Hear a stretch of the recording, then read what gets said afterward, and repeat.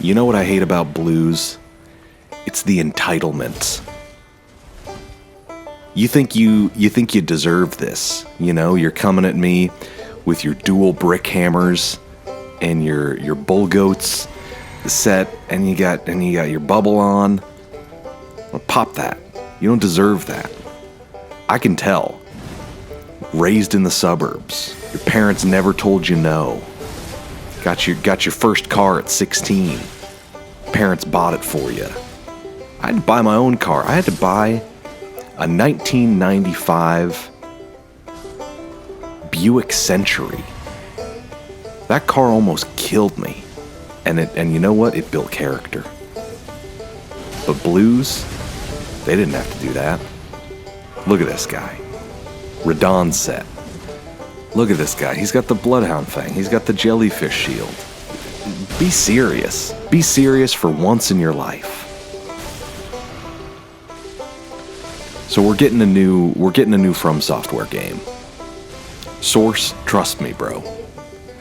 My uncle works for From Software. He works at their US office in Gurnee, Illinois. And he told me a couple of nights ago he was watching the Bears play, and the Bears suck. It's a tragedy what they're doing to that team. And he went on Twitter afterwards and he said, I can't be alone right now. I can't be alone right now after watching the Bears just absolutely eat it for the 5th game in a row this season. He said, I can't be alone. Somebody come help. A couple of minutes later, knock on his door. He opens it up. It's Hidetaka Miyazaki with a 12-pack of Schlitz, and he hands it over to my uncle, and he leans in real close and he says, I want to tell you something, but you got to keep it a secret. He says, can you keep a secret? We're releasing a new game, and it's called Spellbound. It's called Spellbound, or not, or it's all fake. It could all be fake. Maybe somebody's just taking you for a ride. Body like a back road. Driving with my eyes closed. People are taking us for a little ride. Some posters on 4chan. Some YouTubers who shall remain nameless. But people have been talking about Spellbound, and I want to talk about it too. Because in some ways, I think that it could be cool if it's real. Big if true, you know? Big if true. But in other ways, I think that it's probably almost 100% fake. And it's not real. It's not. There's no way it can be real. It's not real. I would put money on the fact that it's not real. But it could be. And it could be fun. And that's what this channel is all about. It's about having fun. It's about working hard. It's about achieving your dreams. And it's about talking about random rumors and leaks. So let's get into it. The name of the game is Spellbound. That is that's a temporary name. That's not what it's actually going to be called. Dark Souls was called Project Dark. Bloodborne was called Project Beast. You know, I'm sure Elden Ring had like a test name, a little temporary placeholder name before it was called Elden Ring. Spellbound, I think, it's not a terrible name. Not a terrible name at all. Look at this blue. Laugh at this man. Boo this man. He walked away from his keyboard. You never walk away from the keyboard. Spellbound's not a bad name. I don't think it's a From Software name. They have good names for their stuff. Aside from Demons Souls. What the hell's going on with that one? Apostrophes? Are the souls the demons? I don't know. But their names are usually pretty good. Bloodborne, that's a great name. Elden Ring, that's a really great name. Spellbound, it's fine. But apparently, it is the next Souls game, the next Souls project, right? In kind of the whole spiritual lineage that we have coming down to us all the way from games like Demon Souls. Spellbound's going to be the next one. So what does it look like? What does it feel like? Well, some leakers, right? My uncle works at the From Software Gurnee, Illinois office. He told me what's going on. They've said that this game takes place in a sort of 17th century European setting, which right off the bat kind of sounds like it's biting Bloodborne style. It's biting the flow. But they said it's very much not a spiritual sequel to Bloodborne. And the thing that sets Spellbound apart is that it is very focused, almost 100% focused on magic combat. There's some melee weapons they've said that you can get, but not a whole lot. And it's focused on equipping spells in your hands as if they were weapons, which is an interesting idea. And that's the first thing that makes me think maybe there's a grain of truth to this. Because in each of From Software's new titles and iterations in the Souls series, they have experimented with combat, and they've made their combat a little bit different each time. So like with Dark Souls 1, you know, it's very much, you can only roll in 4 directions until the until the remaster came out. You are sort of locked into a certain amount of spells, right? There was no like MP or FP bar in the first Dark Souls game, or in Dark Souls 2 for that matter. They only kind of began to develop the idea of an FP bar, and like, you know, your flask can be used to refill the stuff that you use to cast spells in addition to your health. That only sort of came along in Dark Souls 3. But then you have titles like Bloodborne with trick weapons, right? The combat in Bloodborne is very, very different from the combat in Dark Souls. And I would even argue that the combat in Elden Ring is sort of an evolution of the combat that you see in Dark Souls 3 with kind of the end of that series, because of the Ash of War system.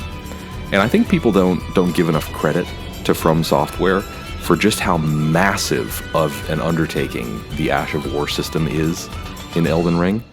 Because think about it, you have, I don't know how many, you have dozens of Ashes of War in this game, maybe hundreds, I don't know. And you can put them on pretty much any weapon you want and adjust the scaling and the type of damage that you are doing with pretty much any weapon that you want. You know, do you want like a poison katana that does the piercing fang Ash of War? You can do that. You know, do you want a big ol' halberd that does flaming strike? You can do that. So they had to make sure that each of these weapons was compatible with dozens and dozens of Ashes of War and damage types and animations and things like that. So they are experimenting, even in a game like Elden Ring, which seems like pretty traditional Souls combat. There are new things that they're trying.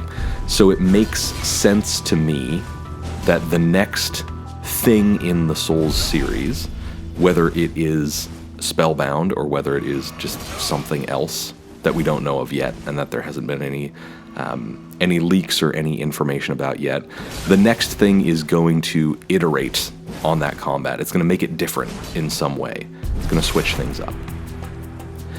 So, very focused on magic. Magical combat, sort of a magical melee combat hybrid. Another thing that the leakers have said that their uncle has told them about, their uncle who works at From Software, they talked about the world design. They said that the world of Spellbound is like 2/3 of the size of Elden Ring, somewhere between 2/3 and 1/3. So it's smaller. It is a smaller game than Elden Ring. And in the center of the map, there is a big sort of city that is, I think they said it's like 2 to 3 times the size of all the legacy dungeons in Elden Ring, which seems nuts to me because the legacy dungeons in Elden Ring are massive. They're huge. They're bigger than anything From Software has ever made. So having one legacy dungeon that is 3 times the size of every dungeon in Elden Ring just seems fake. That seems like a fun little make 'em up that's happening there, but who knows? But the interesting thing, again, this is another thing that I think might have like a little grain of truth in it, and maybe the person who has leaked, quote unquote, leaked all this Spellbound stuff is just pulling stuff out of their ass and like it's not real at all. But I do think that the next Souls game, whatever it is not going to be an open world in the same style as Elden Ring. I don't think that they're going to make another huge open world game. I think they will incorporate elements of the open world that they have in Elden Ring, but I think that they're going to focus more on that sort of traditional dungeon design that they have honed over, you know, so many titles that they've worked on. The whole Dark Souls series, Bloodborne, now Elden Ring. They have gotten really good at making these legacy dungeons. And you hear a lot, I mean, especially with people who like Dark Souls 1, they talk about the interconnectedness of the world of Dark Souls 1. That is one of the reasons that Dark Souls 1 usually ranks kind of at the top of my Souls game rankings. You know, depending on the day, if you ask me, it's either Bloodborne or Dark Souls 1 is my favorite. It's kind of a toss-up. But what I really like about Dark Souls 1 is the interconnected world. So the people saying, you know, leaking this information about Spellbound, saying that it's a really interconnected world, or there's this huge, massive, interconnected city at the center of this open world map, it could be like wish fulfillment. You know, it could be somebody just making it up and saying, well, if I was making a Souls game, this is what I would make, and this is the kind of thing that I would do, because I like Dark Souls 1. Or it might be real, right? I think there could be some validity to the idea that in the next Souls game, whatever it is, there's going to be some sort of very complex and interconnected central area, and then some sort of free-ranging open world areas on the margins of this world, places that you can go explore, that you have to go check out, and that you have to go explore. But it's not going to be something like Elden Ring. I personally would really like that. I think the open world parts of Elden Ring are the weakest part of it, which is weird to say because Elden Ring is one of the best open world games that I've ever played. But I still think it really pales in comparison to, like, running around Limgrave. Compare that to going through Farum Azula for the first time. Farum Azula is, I think, for my money, one of the best legacy dungeon type areas that they have ever designed. So, Spellbound, right? It might be real, it might be fake, but I think that there are some things in this leak that at least make sense for like the direction of the Souls series after Elden Ring.